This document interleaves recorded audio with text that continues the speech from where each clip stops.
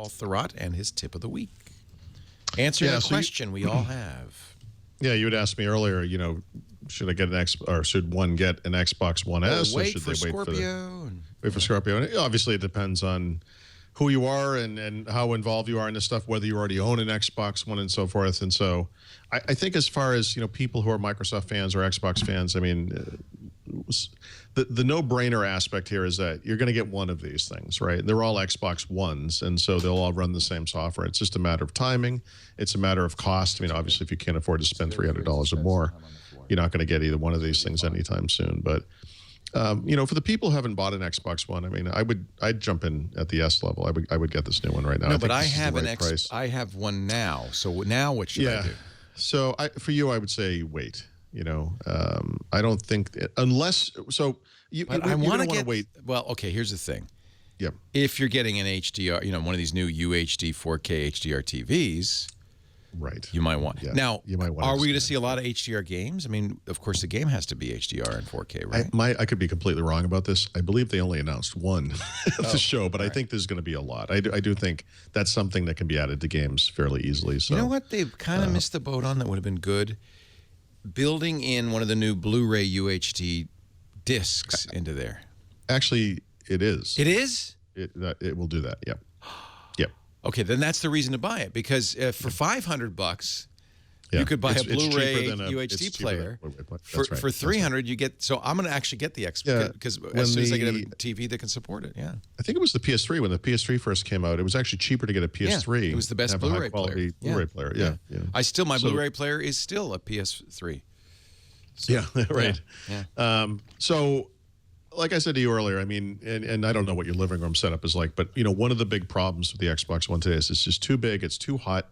It's not the type of thing you can cram safely into a living room, entertainment chest or whatever, and have it work properly and not be super loud. And I don't have one of these in my living room. I don't know that it solves the problem. I hope it does. I expect that it does, and so we'll see how that goes. But the other thing to consider is if you bought an Xbox One at launch, your warranty is expired. Right. And so I'm actually thinking, for me, I might screw around with mine a little bit. So what I mean by that is there are no officially sanctioned ways to do this, but you can replace the internal hard drive with an SSD drive. And I might just do that just to do it, just to play with it and see what that's like.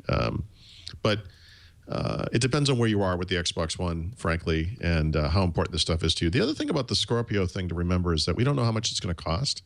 And when you look at something like PlayStation VR, which is one of the lower cost entries, we're still talking about several $1,000s. Several $100s.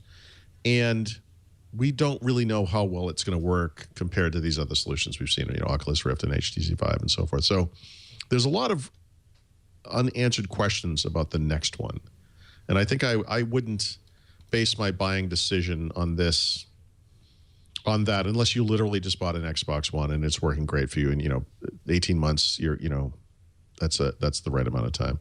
It's really just kind of based on timing and so forth. The other thing to look at too, if the prices are too expensive, saving $20 and getting one of the existing Xbox One consoles isn't always a great idea. Although one of the console bundles has a 1 terabyte hard drive in it. And I think it's a hybrid drive, actually. That's a really good deal, even at $279. But I would expect those prices to come down even more over time. I think by the time the holiday season actually kicks in, I bet the current gen Xbox Ones are going to be gone. And if they're not going to be gone, then they're going to be very inexpensive. So if you're a fan of this thing, you got to buy one. So please use one of my affiliate links when you do. No, but I already ordered. I mean, it's I pre-ordered one of these, instantaneously. And now you've given me an excuse to buy the TV that I've been just hanging out waiting for, the LG OLED 65-inch UHD with HDR TV.